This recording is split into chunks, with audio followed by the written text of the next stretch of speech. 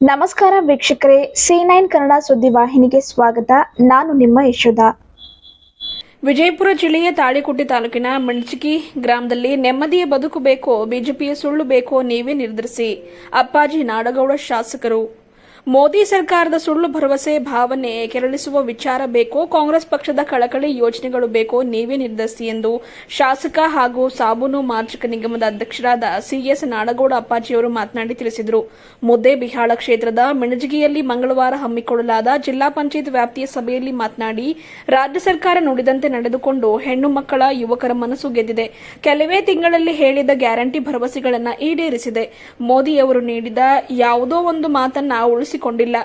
ಬದಲಾಗಿ ದೇಶಕ್ಕೆ ಆರ್ಥಿಕ ಸಂಕಷ್ಟ ತಂದೊಡ್ಡಿದ್ದಾರೆ ಎಂದು ತಿಳಿಸಿದರು. ವಿದ್ಯಾವಂತ ಪ್ರಬುದ್ಧ ಅಭ್ಯರ್ಥಿ ರಾಜು ಅಲಗೂರ್ ಅವರಿಗೆ ಮತ ನೀಡಿದರೆ ಅದು ವ್ಯರ್ಥವಾಗುವುದಿಲ್ಲ. ದಶಕಗಳ ಮೇಲಾಯಿತು ಲೋಕಸಭೆಯಲ್ಲಿ ಕಾಂಗ್ರೆಸ್ ಗೆದ್ದಿಲ್ಲ. ಕಾರಣ ಏನೇ ಇರಲಿ, ಇದೀಗ ನಮ್ಮ ಲೋಕಸಭೆ ಸದಸ್ಯ ಹೇಗಿರಬೇಕು ನೀವು ನಿರ್ಧರಿಸಬೇಕು. ನೀವು ನೀಡಿದ ಮತ ಸಮಾನತೆ, ಸಾಮರಸ್ಯ, ಸುಭದ್ರತೆ ಹಾಗೂ ಅಭಿವೃದ್ಧಿಗೆ ಎಂದು ಹೇಳಿದರು. ಕೃಷ್ಣಾ ನದಿ ನೀರಿನ ಹಂಚಿಕೆ ಬಗೆಹರಿಸಲಿಲ್ಲ. ಯಾವುದೋ ಒಂದು ಜ್ವಲಂತ ಸಮಸ್ಯೆಗಳನ್ನು ಕೂಡ ಬಿಜೆಪಿಯವರು ಬಗೆಹರಿಸಲಿಲ್ಲ. ನೀರಿನ ಬಳಕೆ ಸರಿಯಾಗಿ ಇದ್ರೆ ನಮ್ಮ ಬದುಕು ಬಂಗಾರವಾಗುತ್ತದೆ. ಒಂದೆಡೆ ರಾಜ್ಯ ಸರ್ಕಾರ ಅನೇಕ ನೀರಾವರಿ ಯೋಜನೆಗಳನ್ನು ಪೂರ್ಣಗೊಳಿಸಿದೆ. ಕೇಂದ್ರ ಸರ್ಕಾರ ರಾಜ್ಯಕ್ಕೆ ನೆಟ್ಟಗಿನ ಬರ ಪರಿಹಾರ ಕೊಡಲಿಲ್ಲ. ಕೋಟ ಛೀಮಾರಿ ಹಾಕುವ ಪ್ರಸಂಗ ಒದಗಿದೆ. ನೀರಿನ ಪಾಲು ಇಲ್ಲ. ಗಡಿ ವಿವಾದವನ್ನು ಕೂಡ ಬಗೆಹರಿಸಲಿಲ್ಲ. ದೇಶದೆಲ್ಲೆಡೆ ವಿಪ್ಲವ ಪರಿಸ್ಥಿತಿ ಇದೆ. ಇಂತಹ ಮೋದಿಯವರ ಸರ್ಕಾರ ನಮಗೆ ಬೇಕೇ? ದೇವರ ಹೆಸರು ಹೇಳಿ ಅಧಿಕಾರ ಮಾಡ್ತಾ ಇದ್ದಾರೆ. ಇವರಿಗೆ ನಾಚಿಕೆ ಇಲ್ಲವೇ ಎಂದು ಖಾರವಾಗಿ ಪ್ರಶ್ನೆ ಮಾಡಿದ್ರು. ಉದ್ಯೋಗ ಮೂಲಭೂತ ಸಮಸ್ಯೆ ನೀಗಿಸಿದೆ. ದೇಶ ಮತ್ತು ರಾಜ್ಯಗಳಲ್ಲಿ ಬಿಜೆಪಿ ಆರ್ಥಿಕ ದಿವಾಳಿತನ ಸೃಷ್ಟಿ ಮಾಡಿದೆ. ಹಾಗಾಗಿ ಕಾಂಗ್ರೆಸ್ ನಮಗೆ ಅನಿವಾರ್ಯವಾಗಿದೆ. ಇಂದಿನ ಯುವಕರಿಗೆ ಬುದ್ಧಿ ಹೇಳಿ ಭ್ರಷ್ಟ ಸುಳ್ಳಿನ ಕೇಂದ್ರ ಸರ್ಕಾರವನ್ನು ಓಡಿಸಬೇಕು. 40,000 ಕೋಟಿ ರೂಪಾಯಿಗಳನ್ನು ಬಾಂಡ್ಗಳ ಮೂಲಕ ಸಂಗ್ರಹಿಸಿದ್ದಾರೆ. ಸುಪ್ರೀಂ ಕೋರ್ಟ್ನ ಗಟ್ಟಿತನದಿಂದ ಇಂದು ಹೊರಬಂತು. ಇದರಿಂದಾಗಿ ಸ್ವಚ್ಛತೆ ಮುಖ ಹಾಕಿದವರು ಬಯಲಾಗಿ ಹತಾಶೆಗೊಂಡಿದ್ದಾರೆ. ಅದಕ್ಕಾಗಿ ಬಸವೇಶ್ವರ ಹಾಗೂ ಅಂಬೇಡ್ಕರ್ ದಾರಿಯ ಕಾಂಗ್ರೆಸ್ ಪಕ್ಷವನ್ನು ಬೆಂಬಲಿಸಬೇಕು ಎಂದು ಹೇಳಿದರು. ಅಭ್ಯರ್ಥಿ ಪ್ರೊಫೆಸರ್ ರಾಜು ಅಲಗೂರ್ ಮಾತನಾಡಿ, ನಮ್ಮ ಗ್ಯಾರಂಟಿಗಳನ್ನೇ ದೇಶದೆಲ್ಲೆಡೆ ಕಾಪಿ ಮಾಡಲಾಗ್ತಾ ಇದೆ. ಗ್ಯಾರಂಟಿಗಳಿಂದ ದೇಶ ದಿವಾಳಿ ಆಗುತ್ತೆ ಎಂದು ಟೀಕಿಸಿದ ಮೋದಿಯವರೇ ಮೋದಿ ಗ್ಯಾರಂಟಿ ಎಂದು ಪ್ರಚಾರ ಪಡೆಯುತ್ತಿರುವುದು ವಿಪರ್ಯಾಸ. ಇಲ್ಲಿನ ಬಿಜೆಪಿ ಸಂಸದ ಕಳೆದ 15 ವರ್ಷಗಳ ಅಧಿಕಾರ ಅನುಭವಿಸಿದರೆ ಹೊರತು ಇನ್ನೇನೋ ಕೆಲಸ ಮಾಡಲಿಲ್ಲ ಎಂದರು. ನೀವು ನನ್ನ ಮೇಲೆ ವಿಶ್ವಾಸ ಇಟ್ಟರೆ ನಿಮ್ಮ ಜೀತದ ಆಳಾಗಿ ದುಡಿಯುತ್ತೇನೆ. ಜಿಲ್ಲೆಗೆ ಬೇಕಿರುವ ಅಗತ್ಯ ಸೌಲಭ್ಯಗಳನ್ನು ಒದಗಿಸುತ್ತೇನೆ. ಈ ಸಲ ಜಿಲ್ಲೆಗಾಗಿ ಬದಲಾವಣೆ ಮಾಡಿ ನನಗೆ ಕೊಡುವ ಮತ ನಾಡಗೌಡರಿಗೆ, ಸಿದ್ದರಾಮಯ್ಯರ ಕಾಳಜಿಗೆ ಎಂದು ಮನವಿ ಮಾಡಿದರು. ಶಿವಶಂಕರ ಗೌಡ ಹಿರೇಗೌಡ ಪ್ರಾಸ್ತಾವಿಕವಾಗಿ ಮಾತನಾಡಿದರು. ರಾಜ್ಯ ಸರ್ಕಾರದ ಗ್ಯಾರಂಟಿ ಯೋಜನೆಗಳ ಸಫಲತೆ ಹಾಗೂ ಕೇಂದ್ರದಲ್ಲಿ ಕಾಂಗ್ರೆಸ್ ನೀಡಿರುವ ಗ್ಯಾರಂಟಿ ಭರವಸೆಗಳನ್ನು ವಿವರಿಸಿದರು. ನಿವೃತ್ತ ಪೊಲೀಸ್ ಅಧಿಕಾರಿ SS ಹುಲ್ಲೂರು ಮಾತನಾಡಿ, ತಕ್ಕಡಿಯಲ್ಲಿ ತೂಗಿ ಯಾರಿಂದ ಕೆಲಸವಾಗುತ್ತದೆ ಎಂದು ಯೋಚಿಸಿ ಅವರಿಗೆ ನಿಮ್ಮ ಪವಿತ್ರ ಮತ ನೀಡಿ ಎಂದು ಕೋರಿದರು. ಹಿರಿಯ ಮುಖಂಡರಾದ BS ಪಾಟೀಲ್ ಯಾಳಗಿ, ಶಕೀಲ್ ಖಾಜಿ, ಅಕ್ಕ ಮಹಾದೇವಿ ಕಟ್ಟಿಮನಿ, ಸಿದ್ದನಗೌಡ ಪಾಟೀಲ್, CB ಅಸ್ಕಿ, ಕಾಶಿಂ ಪಟೇಲ್, JB ಪಾಟೀಲ್, ಅಶೋಕ್ ಗೌಡ ಪಾಟೀಲ್, ಬಸವನಗೌಡ ಬಗಲಿ, ಶಿವಾನಂದಯ್ಯ ಹಿರೇಮಠ, IG ಯರ್ನಾಳ್ ಅನೇಕರಿದ್ದರು. ವೀರೇಶ ಪಾಟೀಲ್ ಸ್ವಾಗತಿಸಿದರೆ ಇನ್ನಿತರರು ಕಾರ್ಯಕ್ರಮದಲ್ಲಿ ಇದ್ದರು.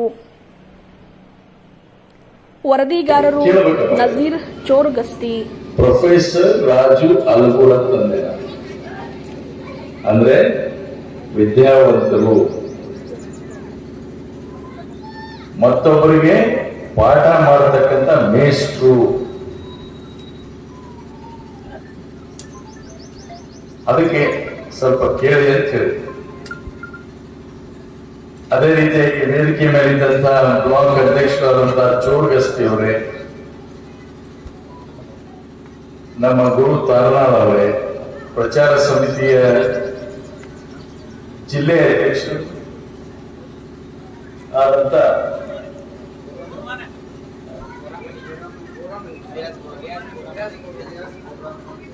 ಇಲಿಯಾಸ್ ಬೋರಾಮಣಿ ಅವರೇ, ಈ ಊರಿನ ಎಲ್ಲ ಗೌಡ್ರೆ, ಸೌಕಾರರೇ,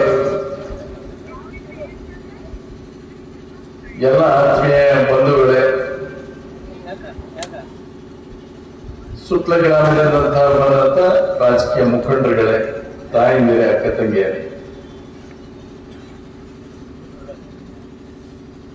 15 ವರ್ಷ ಆಯಿತು 15 ವರ್ಷದಿಂದ ಇಲ್ಲಿ ಕಾಂಗ್ರೆಸ್ಸಿನ ಲೋಕಸಭಾ ಅಭ್ಯರ್ಥಿಗೆ ಯಾರು ಗೆದ್ದಿಲ್ಲ. ಅದಕ್ಕಿಂತ ಮೊದಲು 5 ವರ್ಷ ಅಂದ್ರೆ ರಿಸರ್ವೇಶನ್ ಆದಮೇಲೆ 15 ವರ್ಷ ಆಯ್ತು. ಅದಕ್ಕಿಂತ ಮೊದಲು 5 ವರ್ಷ ನಾವು ಗೆದ್ದಿಲ್ಲ. ಗುಡದಿನಿ ಸಾಹೇಬರು ಇದ್ರು. ಗುಡದಿನಿ ಸಾಹೇಬರು ಪಾರ್ಲಿಮೆಂಟ್ಗೆ ಆರಿಸಿ ಬರ್ತಿದ್ರು. ಬಂದಾಗ ಈ ಊರಾಗ ಬಸವಣ್ಣ ದೇವರ ಗುಡಿಯಾಗ ಒಂದು ಸ್ವಲ್ಪ ಕುಂತು, ಈ ಊರಾಗ ಬಂದು 2-3 ಗೌಡ್ರ ಮನ್ಯಾಗ ಕುಂತು, ಸಾವುಕಾರ ಮನ್ಯಾಗ ಕುಂತು, ನಾನು ಚುನಾವಣೆಗೆ ನಿಂತಿದ್ರಪ್ಪ ಮಾಡ್ರಿ ಅಂತ ಹೇಳಿ ಹೋಗ್ತಿದ್ರು. ಹಿಂಗ್ ಸಭೆಯನ್ನು ಮಾಡುತ್ತಿದ್ದಿಲ್ಲ. ಅವರು ಸತತ 3 ಬಾರಿಗೆ ಅವರು ಕೂಡ ಪಾರ್ಲಿಮೆಂಟ್ ಸದಸ್ಯರಾದರು. ಅದಾದ ಮೇಲೆ ಮತ್ತೆ ಗ್ಯಾಪ್ ಆಯ್ತು.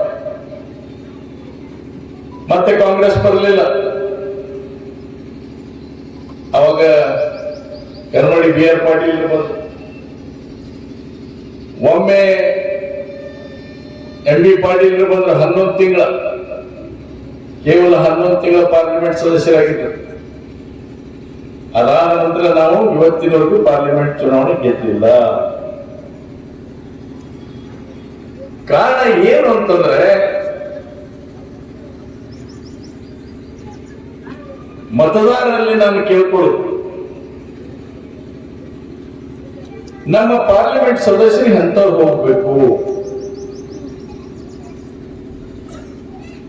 ನಮ್ಮ ಪಾರ್ಲಿಮೆಂಟ್ ಸದಸ್ಯರು ರಾಜ್ಯ ಮತ್ತು ದೇಶದ ಜ್ವಲಂತ ಸಮಸ್ಯೆದ ಬಗ್ಗೆ ಅಲ್ಲಿ ಚರ್ಚೆಯಲ್ಲಿ ಭಾಗವಹಿಸಬೇಕು. ಅವರ ಧ್ವನಿ ನಿಮ್ಮವರೆಗೂ ಕೇಳಬೇಕು. ಇದು ಪಾರ್ಲಿಮೆಂಟ್ ಸದಸ್ಯ ಮಾಡತಕ್ಕಂಥ ಕೆಲಸ ಪಾರ್ಲಿಮೆಂಟ್ ನಲ್ಲಿ. ಅದಕ್ಕಾಗಿ ಪಕ್ಷ ಚಿನ್ನದ ಇದಿದೆ. ಅದಕ್ಕೆ ನಾವು ಕಳೆದ ಸಲ ಎಲ್ಲ ಸಪೋರ್ಟ್ ಮಾಡೀವಿ, ನಮಗೆಲ್ಲ ವೋಟನ್ನು ಹಾಕಿದ್ವಿ. ಈ ಸಲ ಕೂಡ ತಾವು ತಪ್ಪದೆ ತಮ್ಮ ವೋಟ್ಗಳನ್ನು ರಾಜು ಆಲೂರು ಸಾರಿಗೆ ಹಾಕಿ ಪ್ರಚಂಡ ಬಹುಮತದಿಂದ ಅವರನ್ನು ಆರಿಸಿ ತರ್ತೀರಿ ಅಂತ ಹೇಳಿ ಭಾವನೆ ನಮ್ಮಲ್ಲೆಲ್ಲ ವಿಶ್ವಾಸ ಇದೆ. ಅದಕ್ಕಾಗಿ ತಾವೆಲ್ಲರೂ ತಪ್ಪದೆ 7ನೇ ತಾರೀಕು ಕಾಂಗ್ರೆಸ್ ಪಕ್ಷ ಹಸ್ತಾಂತರಕ್ಕೆ ವೋಟ್ ಹಾಕಿ ತಾವು ತಮ್ಮ ಅಮೂಲ್ಯವಾದ ಮತ ಕೊಟ್ಟು ಆರಿಸ್ತಾರೆ.